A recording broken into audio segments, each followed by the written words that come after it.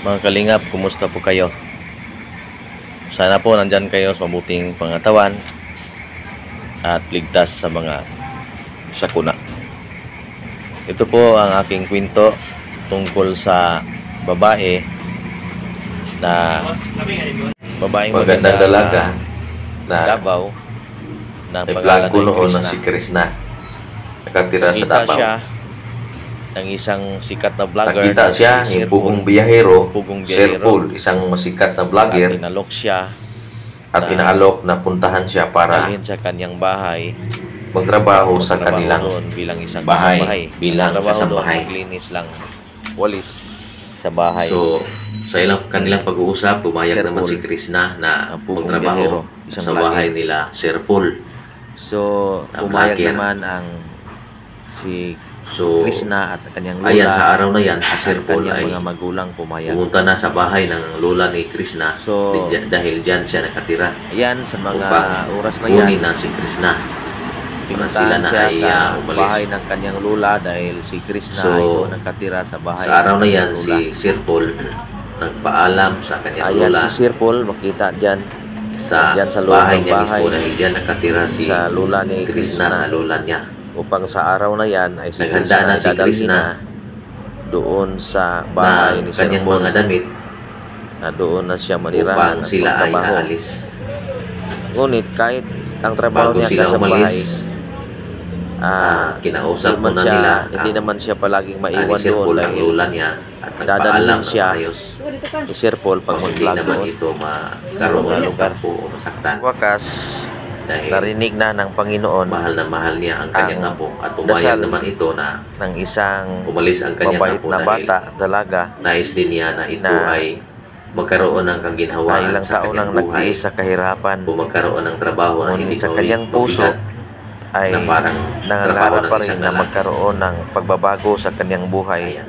Yan ang lula ni Bilang isang Krishna mahirap na babae pa naman, nag-isa lang din dalaga, sa buhay, nagtrabaho sa wala bukid, ng kanyang asawa, sa trabaho na patay na. mabigat, At, trabahong panglalaki.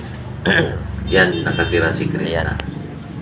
So, ayan, pinahanda ni pinahanda Sir niya Paul ni Krishna ng ang Pugong kanyang Biyahero mga ang kanyang mga damit sa araw na yan upang sila ay para umalis sila na patungo sa So ready na sila umalis. lugar na So sa araw na yan, sa bahay ni Sir yan ang Paul. araw talaga na So, nagpaalam sila si sa Pugong kanyang Biyahero, lola isang vlogger na mabait upang, din, marami na tulungan, marami magkaroon ng ng scholar, katiyakan, marami na wala din bang tutol ang mahihirap kanyang na lola bata na natulungan dahil baka Pugong Biyahero masaktan lamang ito na walang kung pinipili umalis na walang paalam.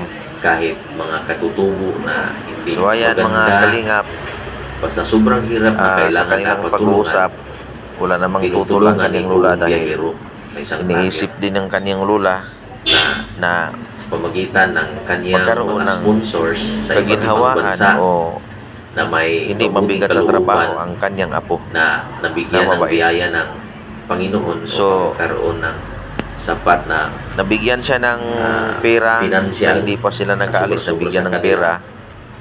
Si Krishna galing sa nabigyan kanyang din ng sponsor at tulong at mga binigyan niya ang kanyang lola at binayaran din niya ang ng mga sponsors utang ng ang kanyang mga lola.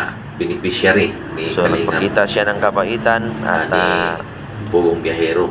kabaitan niya ay ginawa Isang niya vlogger, para makatulong pag-aaral sa ng kanyang mga katutubo. magulang, kapatid, pati na sa At kanyang dito lola. si Krishna wala namang balak na So, handa na silang mag-aral pa umalis sa taon na ito. kasama Siya ay ang isang mananbaho vlogger na Pugong Biyahero na si Sir Paul. bilang isang kasambahay. So, ayan, Ayan na sila lumabas ay sila umalis sa bahay. na sa bahay ng kanyang lola. Pwede na upang kung sila ay lumabas. Pumalis Dala na ang kanyang pakbag ni Krishna at ang kanyang bag. papunta ang bahay Laman ni Sir ng mga Paul. damit Nandyan, at iba't nandyan rin sa Davao ang bahay ni Sir Paul. na Nandyan rin. sa araw na yan, yan ang mga sagot sa kanyang mga hinaing, sa kanyang mga dasal na sa kanyang mga puso, na kahit sa puso lang nangangarap ang isang pulubi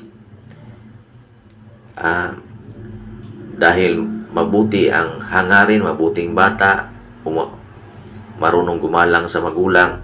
Talagang ang Panginoon ay makinig sa hinihiling ng puso ng isang tao.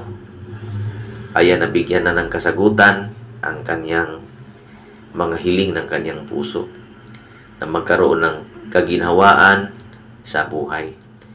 Ayan na sila ay umalis na patungo sa Davao, sa bahay ni Sir Paul. Nandiyan na sila sa ayan na. So, maya-mayang konti, mayroon ng sasakyan nila, yung service para sa pagpunta nila sa bahay ni Sir Paul. Diyan lang din sa Davao. Malaki. Kasi ang Davao sobrang malaki ang ang lugar na yan. So sana po mga kalingap, maraming salamat sa inyong pagsuporta sa aking YouTube channel, at yung mga hindi pa nakasuporta sa aking YouTube channel, sana po yung hindi pa nakasubscribe, pakisubscribe po sa aking YouTube channel, at huwag niyong kalimutan na pindutin ang notification bell para updated kayo sa sunod kong video. Pasensya na po na hindi madalas akong makapag-video dahil sa video puyat ako sa trabaho ko. Mabigat kasi ang trabaho ko. So, ayan po mga kalingap, maraming salamat sa inyong suporta. Maraming salamat sa inyong pag-subscribe, panood sa aking mga video. Kung wala kayo, wala ako magagawa, hindi ako mag-progress sa aking vlog channel. So, maraming salamat sa inyo. Sana po kayo ay magkaroon ng marami pang blessings, mga kalingap, na aking mga subscribers at viewers. Sana po ang Panginoon ay magbigay sa inyo ng blessings at mabuting pangatawan, ligtas sa lahat ng mga panahon, lalong-lalo na sa mga sakuna. Maraming salamat sa inyo mga kalingap, mga aking mga subscribers at aking viewers. Narito na po, i-continue natin ang ating history, story. Nandito na, nag-abang na ito sila sa sa kanilang masasakyan. So maya-mayang konti, pumasok na ito sila sa kanilang service.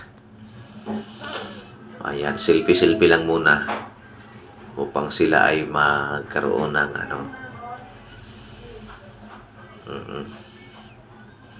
So, sana po itong si Pugong Biyahero na isang vlogger, sana po ay marami pang tumulong sa kanya, marami pang mag-subscribe, dahil maraming natulungan ng mga mahihirap itong vlogger na ito. So, sana ang lahat ay makasuporta din sa kanyang mga adhikain. Ayan, nandiyan na ang service mga kababayan, mga kalingap. Pumasok na sila, si Krishna at kanyang mga kasamahan diyan sa service ni Sir Paul. Handa na silang pumunta doon sa lugar na tinayuan ng bahay ni Sir Paul. Ayan na, medyo mahaba-haba itong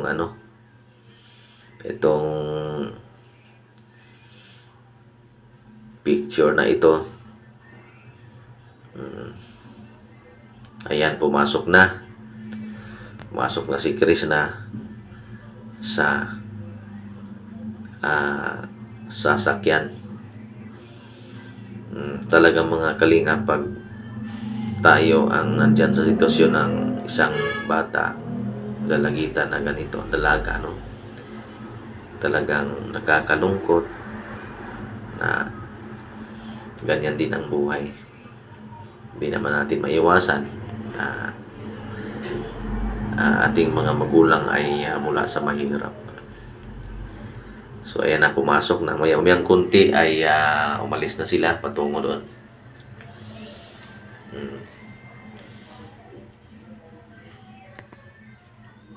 So yung kasamahan nila, yung videographer ni Sir Paul at yung iba pang kasamahan na mga assistant niya. Ayan na, pumasok na sila sa sasakyan. Yan, umalis na sila, patungo na yan. Nagtakbo ng sasakyan yan, mga kababayan, mga kalingap. So, hindi akalain na ang isang mahirap na dalaga ay may nag-abang pala ng yan, kaginhawaan. Kasi sa nakita ko sa unang video itong si Chris na siya ay nag-iisa lang at nakaupo. Malayo ang tingin. Mabasa natin sa kanyang isipan na ang kanyang puso may hinihiling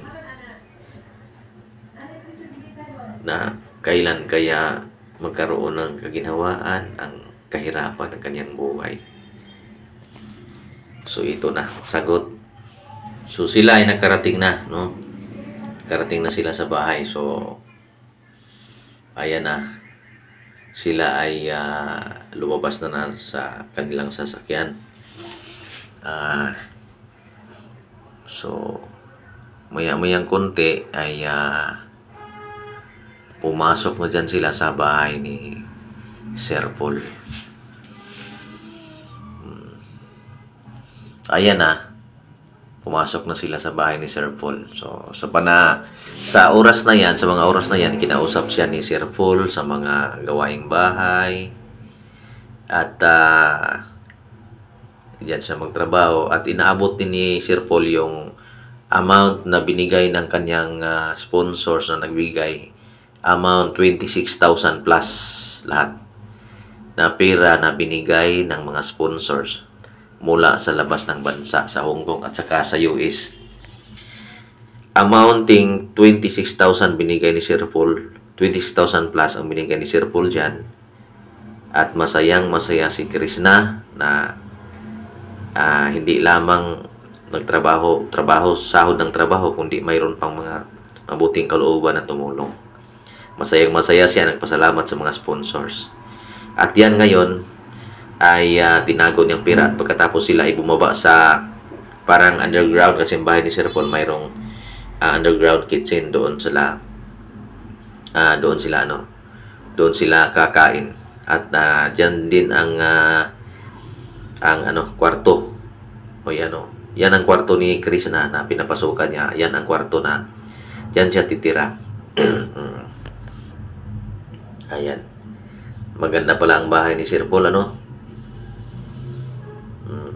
magandang bahay ni Sir Paul. Ayan, dyan siya sa first layer so ngayon, tapos na ay si Krishna ay kumain na sila sa kailang. Maraming salamat mga kalinga, mga kababayan. God bless po sa inyo. Bye-bye po.